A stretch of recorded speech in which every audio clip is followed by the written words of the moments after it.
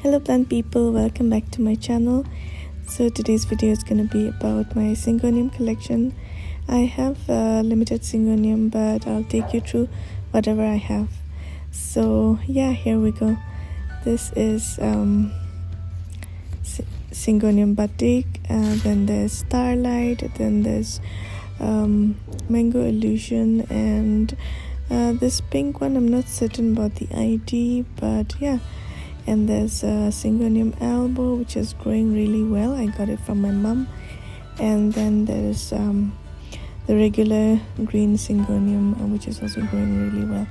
And there's a Syngonium moonshine, which I got it from a plant friend. And yeah, they are very low maintenance, and I like to cluster them together. They look really lush and good.